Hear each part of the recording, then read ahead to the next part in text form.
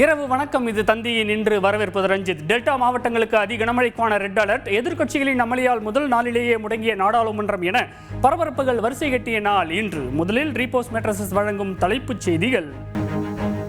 வங்கக்கடலில் நிலவி வந்த ஆழ்ந்த காற்றழுத்த தாழ்வு பகுதி ஆழ்ந்த காற்றழுத்த தாழ்வு மண்டலமாக மாறியது. மயிலாடுதுறை, நாகை, திருவாரூர் ஆகிய மாவட்டங்களுக்கு நாளை முதல் 2 நாட்களுக்கு அதி கனமழைக்கான ரெட் அலர்ட். நாகையில் நாளை பள்ளி கல்லூரிகளுக்கு விடுமுறை.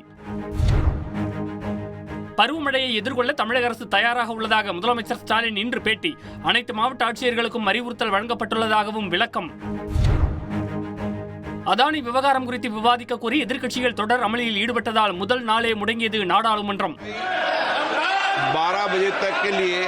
இரு அவைகளும் புதன்கிழமை காலை 11 மணி வரை ஒத்திவைப்பு. தமிழக சட்டப்பேரவை கூட்டத்தொடர் டிசம்பர் 9ஆம் தேதி தொடங்கும் என சபாநாயகர் அப்பாவு இன்று தகவல். எத்தனை நாட்கள் நடைபெறும் என்பது குறித்து அலுவல் ஆய்வுக்குழு கூடி முடிவு செய்யும் என்றும் விளக்கம். பாமக நிறுவனர் ராமதாஸ் குறித்து முதலமைச்சர் ஸ்டாலின் கூறிய கருத்துக்கு அன்புமணி ராமதாஸ் இன்று கண்டனம். முதல்வரின் பேச்சு அவரது பதவிக்கு அழகல்ல எனவும் ஆவேசம். சென்னை வேளச்சேரி ஏரி அருகே ஆக்கிரமிப்பு வீடுகளை அகற்ற எதிர்ப்பு. ஜெகநாதபுரம் பகுதியைச் சேர்ந்த 500க்கும் மேற்பட்டோர் இன்று போராட்டம். கணக்கெடுக்கப்பட்ட வீடுகள் பாதிக்காத வகையில் நடவடிக்கை எடுக்கப்படும் என அமைச்சர் மா சுப்பிரமணியன் உறுதி. சவுதி அரேபியாவின் ஜெட்டா நகரில் 2வது நாளாக இன்று விறுவிறுப்பாக நடைபெறும் IPL மெகா ஏலம். இங்கிலாந்து ஆல்ரவுண்டர் சாம் கரனை 2,40,00,000க்கு வாங்கியது சென்னை அணி. பார்டர் கவாஸ்கர் கோப்பை டெஸ்ட் தொடரின் முதல் போட்டியில் 295 ரன்கள் வித்தியாசத்தில் இந்தியா அபார வெற்றி.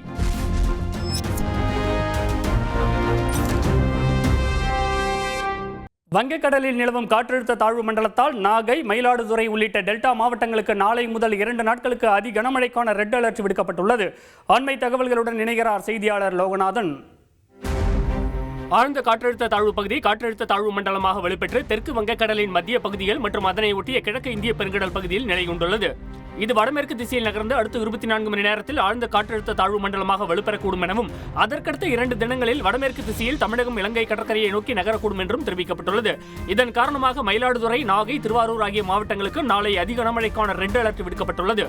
பருவமழையை எதிர்கொள்ள தமிழக அரசு தயாராக இருப்பதாக கூறியுள்ள முதலமைச்சர் ஸ்டாலின் அனைத்து மாவட்ட ஆட்சியர்களுக்கும் அறிவுறுத்தல் வழங்கப்பட்டுள்ளதாக கூறியுள்ளார். பெருமழை எதிர்பார்க்கிறோமா? என்ன மாதிரியான எதிர்பார்க்கல, அது வேற. நாங்கள் தயாராக இருக்கிறோம், எல்லாத்துக்கும் தயாராக இருக்கிறோம்.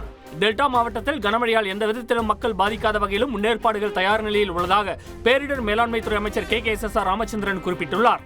தகுந்த முன்னேற்பாடுகளை நாம் செய்து வைத்திருக்கிறோம்.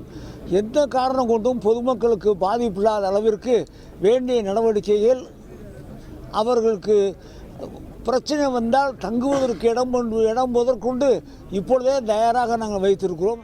ஆழ்ந்த காற்றழுத்த தாழ்வு மண்டலம் புயலாக மாறுமா என்பதை தொடர்ந்து கண்காணித்து வருவதாக தென்மண்டல வானிலை ஆய்வு மைய இயக்குநர் பாலச்சந்திரன் குறிப்பிட்டுள்ளார். மீனவர்கள் புயலாக வலுவிற்கான வாய்ப்புகள் குறித்து தொடர்ந்து கண்காணித்து தெரிவிக்கப்படும். தற்பொழுது நிலை டீப் டிப்ரெஷன் வரைக்கும் சொல்லியிருக்கு. ராமேஸ்வரம், நாகை, வேதாரண்யம் உள்ளிட்ட பகுதிகளில் இருந்து மீனவர்கள் கடலுக்கு செல்ல தடை விதிக்கப்பட்டுள்ளது.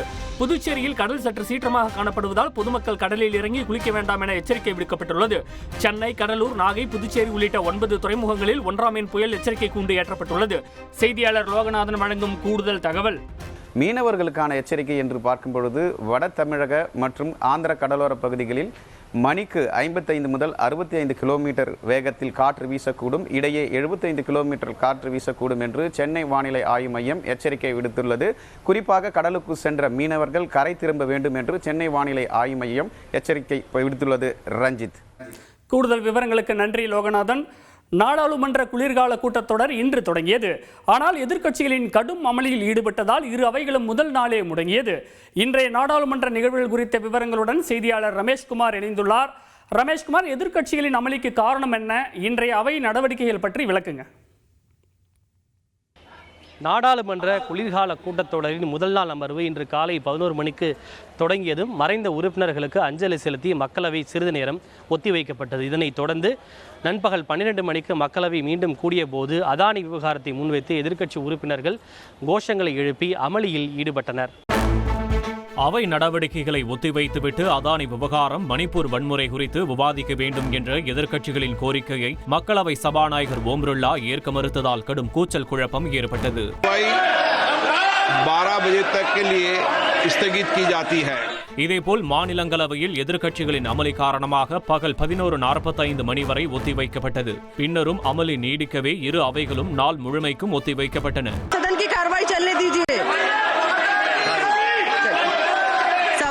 முன்னதாக நாடாளுமன்ற வளாகத்தில் செய்தியாளர்களிடம் பேசிய பிரதமர் மோடி, நாடாளுமன்ற நடவடிக்கைகளுக்கு இடையூறாக இருப்பவர்கள் மீது கடும் நடவடிக்கை எடுக்கப்படும் என எச்சரித்தார்.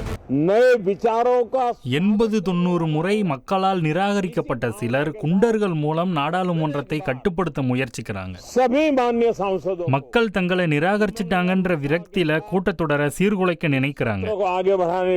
மக்கள் இவர்களை மீண்டும் மீண்டும் நிராகரிக்க வேண்டும்னு கேட்டுக்கொள்கிறேன். அதே சமயம் எதிர்க்கட்சிகளை குற்றம் சாட்டும் பிரதமர் மோடி, நாடாளுமன்றத்தில் விளக்கமளிக்காதது ஏன் என திமுக எம்பி திருச்சி சிவா கேள்வி எழுப்பியுள்ளார். பிரதமர் நரேந்திர மோடி அவர்கள் எங்களை குறை சொல்கிறாரே தவிர ஏன் இவர்கள் நாடாளுமன்றத்திற்கு உள்ளே வந்து பதில் சொல்ல மறுக்கிறார்கள்? ஆக அவர்கள் பாராளுமன்ற ஜனநாயகத்தை மதிப்பதில்லை, எங்கள் குரலை கேட்பதில்லை. இதனிடையே வக்பு சட்ட திருத்த மசோதா குறித்த நாடாளுமன்ற கூட்டுக்குழுவின் காலத்தை நீட்டிக்க வேண்டும் என எதிர்க்கட்சிகள் கோரிக்கை விடுத்துள்ளன. இந்திய அரசியல் சாசனம் ஏற்கப்பட்டு 75வது ஆண்டு கொண்டாட்ட தினம் நாளைய தினம் பழைய நாடாளுமன்றத்தில் உள்ள மைய மண்டபத்தில் நடைபெற இருப்பதால் நாளைய தினம் மக்களவை மற்றும் மாநிலங்களவை நடவடிக்கைகள் எதுவும் நடைபெறாது என அறிவிக்கப்பட்டுள்ளது. எனவே மக்களவை மற்றும் மாநிலங்களவை நடவடிக்கைகள் வரும் புதன்கிழமை காலை 11 மணி வரை ஒத்திவைக்கப்பட்டுள்ளது. ரஞ்சித், கூடுதல் விவரங்களுக்கு நன்றி ரமேஷ்குமார். சென்னை வேளச்சேரி ஏரி கரையோரம் உள்ள வீடுகளை அகற்ற எதிர்ப்பு தெரிவித்து அப்பகுதி மக்கள் இன்று தர்ணா போராட்டத்தில் ஈடுபட்டனர். இதையடுத்து போராட்ட களத்திற்கு நேரில் சென்ற அமைச்சர் மா சுப்பிரமணியன் குடியிருப்புகள் பாதிக்கப்படாத வகையில் நடவடிக்கை எடுக்கப்படும் என உறுதியளித்தார். மக்களின் கருத்துக்களுடன் இணைகிறார் செய்தியாளர் கசாலி. சென்னை மாநகரின் முக்கிய ஏரிகளில் ஒன்றான வேளச்சேரி ஏரியின் பரப்பளவு நகரமயமாக்கல் மற்றும் ஆக்கிரமிப்பு காரணமாக 265 ஏக்கரிலிருந்து தற்போது வரும் 55 ஏக்கராக சுருங்கியது. மேலும் குடியிருப்பு பகுதிகளிலிருந்து வெளியேறும் கழிவுநீர் நேரடியாக ஏரியில் கலப்பதால் வேளச்சேரி ஏரி மோசமான நிலையில் உள்ளது. இது தொடர்பான வழக்கை விசாரித்த தென்மண்டல பசுமை தீர்ப்பாயம் வேளச்சேரி ஏரிகளில் உள்ள ஆக்கிரமிப்புகளை அகற்றி தூர்வார தமிழக அரசுக்கு உத்தரவிட்டது. பசுமை தீர்ப்பாயத்தின் உத்தரவை தொடர்ந்து ஏரிக்கரையில் உள்ள 800க்கும் மேற்பட்ட வீடுகளை அகற்றும் பணியை தொடங்கியுள்ள அதிகாரிகள் சம்பந்தப்பட்ட வீடுகளில் நோட்டீஸ் ஒட்டி பயோமெட்ரிக் கணக்கெடுப்பை மேற்கொண்டு வருகின்றனர். இதற்கு எதிர்ப்பு தெரிவித்து வேளச்சேரி ஜெகநாதபுரம் பகுதியைச் சேர்ந்த பள்ளி மாணவர்கள், பெண்கள் என 500க்கும் மேற்பட்டோர் இன்று தர்ணா போராட்டத்தில் ஈடுபட்டதால் பரபரப்பு ஏற்பட்டது.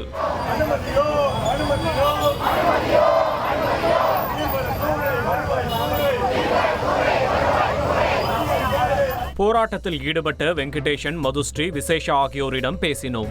எங்களை ஆக்கிரமிப்பாளர்னு சொல்றீங்க. நான் என்ன பாகிஸ்தான்லயோ சைனாலயோ இருந்தா வந்து ஆக்கிரமிப்பு பண்ணேன்? நான் தமிழ்நாட்டில் பிறந்த தமிழ்நாட்டு குடிமகன்.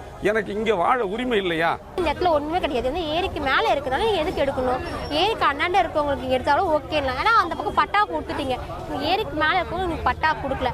அதுவும் இல்லாம நிறைய யூனிவர்சிட்டி கட்டிருக்கீங்க, நிறைய அது வந்து ஏக்கர் கணக்கில் வளைச்சு போட்டிருக்கீங்க.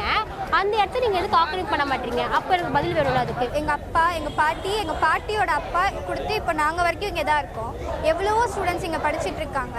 இங்கே எவ்வளவோ இப்போ வந்துட்டு ஏரியெல்லாம் ஆக்கிரமிச்ச இடம்லாம் இருக்குது. அந்த இடத்துக்கெல்லாம் நீங்கள் பட்டா போட்டு கொடுத்துட்டீங்க.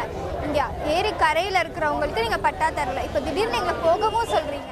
இதனிடையே போராட்டத்தில் ஈடுபட்ட மக்களுடன் அமைச்சர் மா சுப்பிரமணியன் பேச்சுவார்த்தை நடத்தினார்.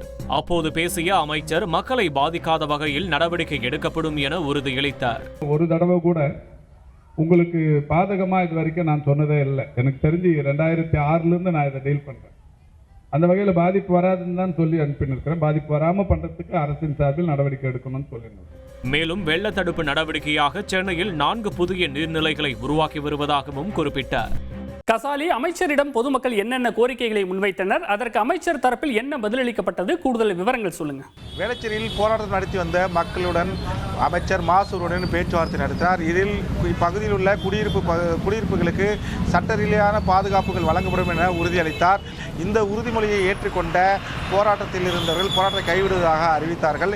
பின்னர் அவர்கள் போராட்ட களத்திலிருந்து வெளியினார்கள். மேலும் வருங்காலங்களில் இது போன்ற எந்தவித பாதிப்பும் இல்லாமல் தங்களுக்கு முழு பாதுகாப்பு வழங்க அரசு உரிய நடவடிக்கை எடுக்க வேண்டும் என்றும் அவர்கள் மக்கள் கோரிக்கை வைத்திருக்கிறார்கள். ரஞ்சித், கூடுதல் விவரங்களுக்கு நன்றி கசாலி.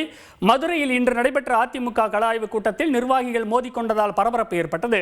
இதனிடையே அதிமுக பொதுக்குழு கூட்டம் வரும் டிசம்பர் 14ஆம் தேதி நடைபெற இருப்பதாக இன்று தகவல் வெளியாகியுள்ளது. அண்மை தகவல்களுடன் இணைகிறார் செய்தியாளர் சங்கரன். அதிமுகவின் செயல்பாடுகள் குறித்து முன்னாள் அமைச்சர்கள் தலைமையிலான குழுவினர் மாவட்டம் தோறும் நேரில் சென்று கள ஆய்வுக் கூட்டங்களை நடத்தி வருகின்றனர். கடந்த 22ஆம் தேதி நெல்லை மற்றும் கும்பகோணத்தில் நடைபெற்ற கள ஆய்வுக் கூட்டங்களில் அதிமுக நிர்வாகிகள் தங்களுக்குள் மோதிக்கொண்டது பரபரப்பை ஏற்படுத்தியது.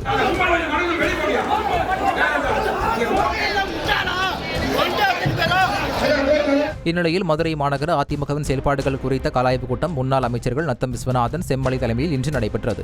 இதில் மதுரை சரவணனின் ஆதரவாளர்கள் சிலர் முன்னாள் அமைச்சர் செல்லூர் ராஜுவுக்கு எதிரான கருத்துக்களை முன்வைத்துள்ளனர். இதற்கு செல்லூர் ராஜு ஆதரவாளர்கள் எதிர்ப்பு தெரிவித்ததால் இருதரப்புக்கும் இடையே கடும் வாக்குவாதம், கைகலப்பு ஏற்பட்டது.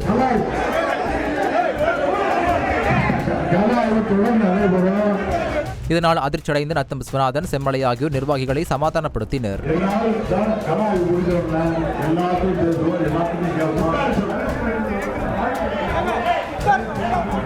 இந்த சம்பவம் குறித்து செய்தியாளரிடம் விளக்கம் அளித்த நத்தம் விஸ்வநாதன், அதிமுகவினரிடையே மோதல் இல்லை, வெறும் சலசலப்பு தான் என குறிப்பிட்டார். எந்த பிரச்சனையும் அதிமுக ஒரு சலசலப்பும் இல்லை, ஒன்றும் பிரச்சனை இல்லை. சகோதரர்கள் உள்ள இருக்கிற குடும்பத்தில் எல்லாம் ஒன்று உள்ள இருக்கிற பிரச்சனை இல்லை. பணிபுரிவதில் போட்டி, அது கூட இல்லை. எனக்கு இந்த வாய்ப்பை கொடு, உனக்கு வாய்ப்பை கொடுன்னு சொல்லி. இதேபோல் மதுரை திருப்பரங்குன்றத்தில் இன்று நடைபெற்ற கள ஆய்வுக் கூட்டத்திலும் நிர்வாகிகளிடையே கடும் தள்ளுமுள்ளி ஏற்பட்டது.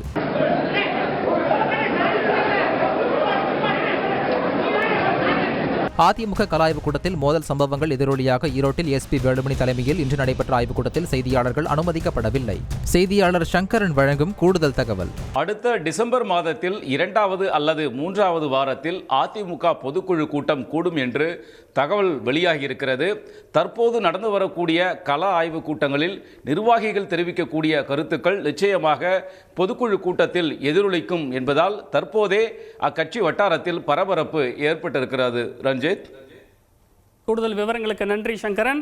வங்கக்கடலில் நிலவும் காற்றழுத்த தாழ்வு மண்டலம் புயலாக மாறினால் அதன் தீவிரத்தன்மை எப்படி இருக்கும்?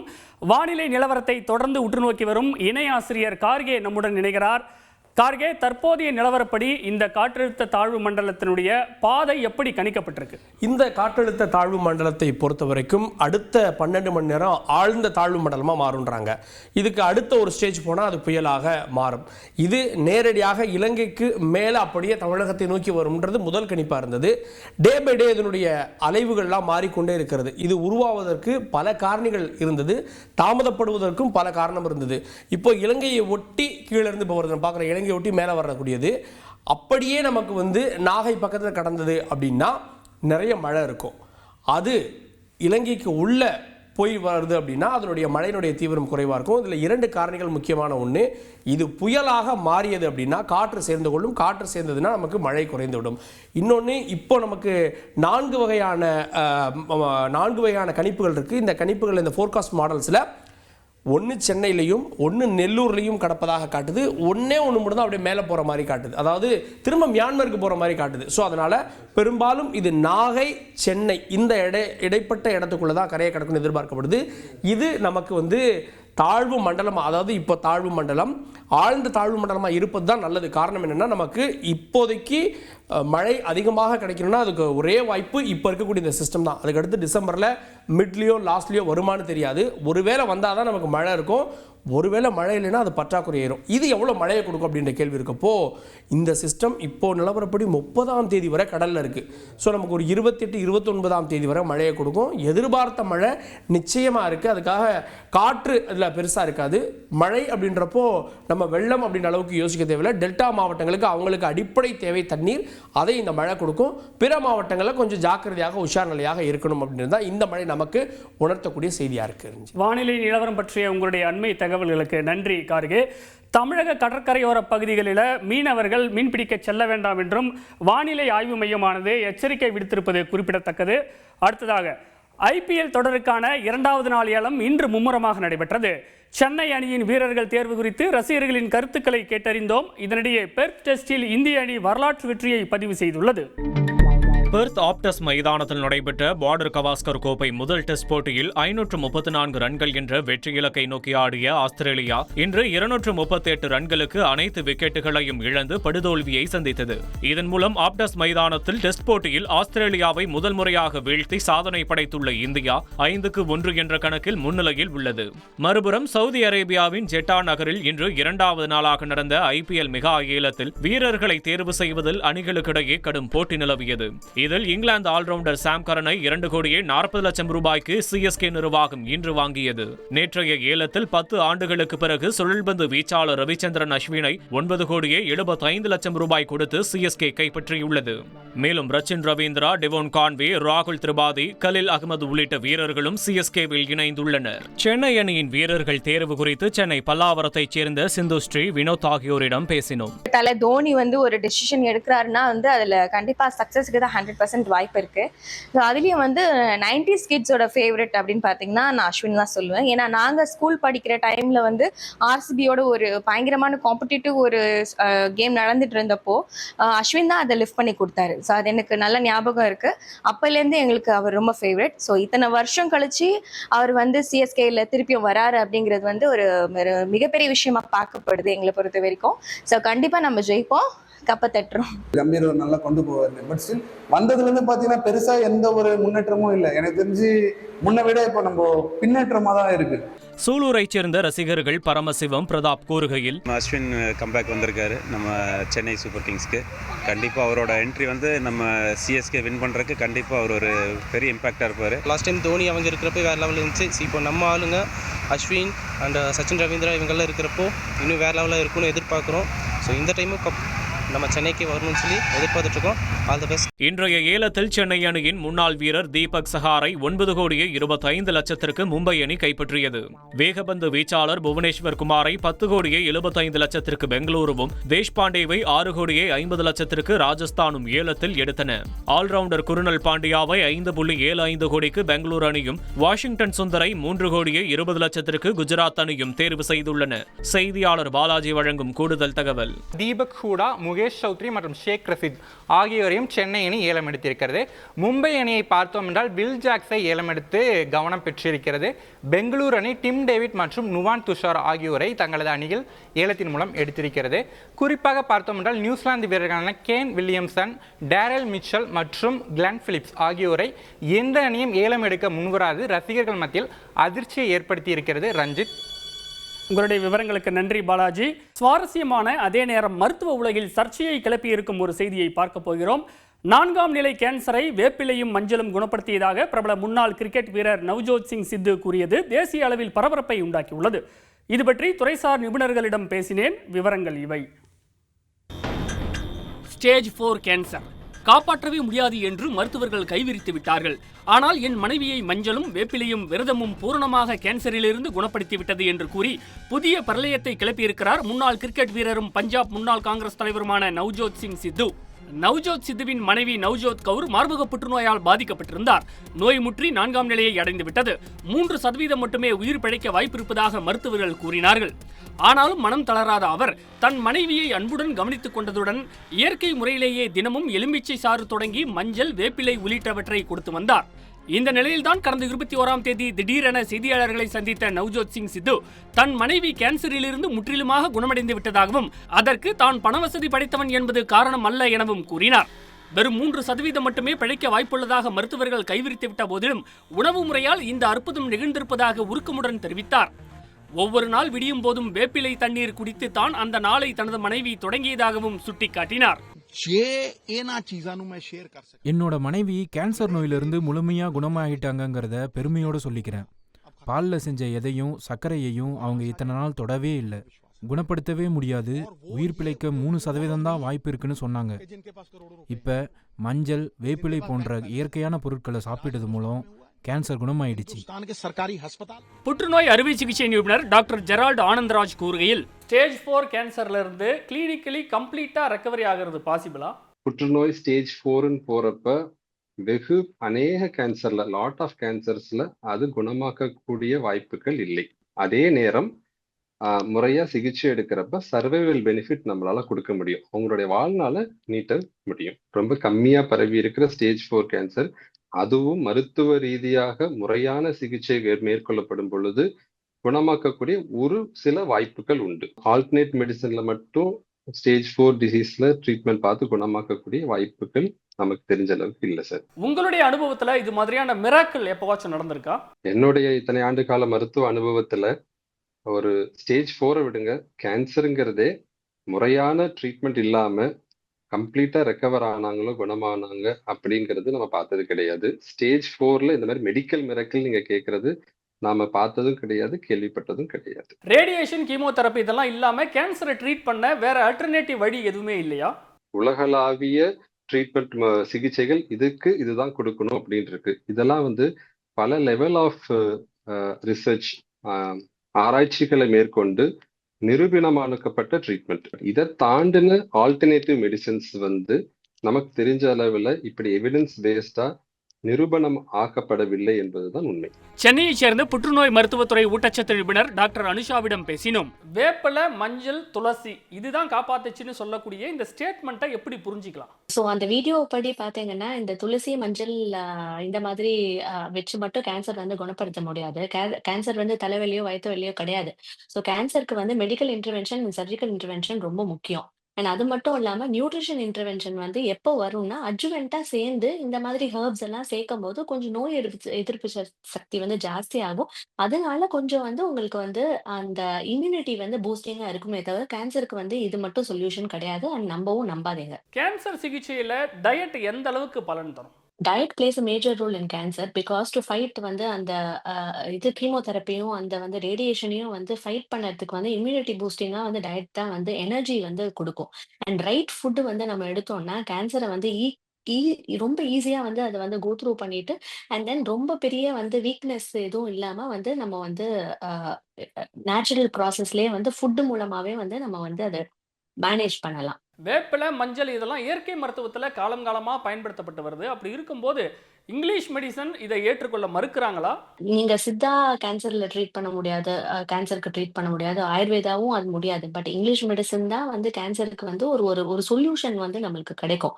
ஸோ அது இங்கிலீஷ் மெடிசன் வித் இந்த நேச்சுரோ தெரப்பியும் சேர்ந்து பண்ணும்போது வந்து உங்களுக்கு வந்து எஃபெக்ட் வந்து இன்னும் நல்லா வந்து கிடைக்கும். நவ்ஜோத் சிங் சித்துவின் இந்த கருத்து மருத்துவ உலகில் சர்ச்சையாக வெடித்துள்ளது. இந்த வீடியோவை எக்ஸ் தளத்தில் 36 லட்சம் பேர் பார்த்த நிலையில் புற்றுநோய் சிகிச்சை நிபுணர்கள் பலரும் கடும் கண்டனம் தெரிவித்து வருகின்றனர். உலக அளவில் கேன்சர் சிகிச்சைக்கு புகழ்பெற்ற மும்பை டாடா மருத்துவமனையின் 260 கேன்சர் மருத்துவர்கள் ஒன்றிணைந்து கூட்டாக எதிர்ப்பு தெரிவித்து அறிக்கை வெளியிட்டுள்ளனர். அறுவை சிகிச்சையும் கீமோதெரப்பியும் தான் நவ்ஜோத் கவுரை காப்பாற்றியதாகவும் இதுபோன்ற முட்டாள்தனமான கூற்றுகளை யார் சொன்னாலும் நம்ப வேண்டாம் என்றும் டாடா மருத்துவமனை இயக்குனர் பிரமேஷ் நவ்ஜோத் சித்துவின் வீடியோவிலேயே கமெண்ட் செய்து பதிலடி கொடுத்துள்ளார். கேன்சர் சிகிச்சையில் உணவு முறை மிக பெரும் பங்கு வகிப்பதாக கூறும் மருத்துவர்கள் அது ஒன்று மட்டுமே குணப்படுத்தி விடாது என்றும் எச்சரிக்கின்றனர். பாட்டியாலாவில் உள்ள ராஜேந்திரா மருத்துவக் கல்லூரி மருத்துவமனை உள்ளிட்ட சில அரசு மருத்துவமனையிலேயே சிகிச்சை எடுத்துக் கொண்டதாகவும் மொத்தமாக ஒரு சில லட்சங்களை செலவானதாகவும் நவ்ஜோத் சிங் சித்து கூறியிருப்பது குறிப்பிடத்தக்கது. இன்றைய நாளின் முக்கிய நிகழ்வுகளை இதுவரை பார்த்தோம். பார்த்த உங்களுக்கு நன்றி. இது தந்தியின் இன்று நான் ரஞ்சித். இனி இரவு வணக்கம்.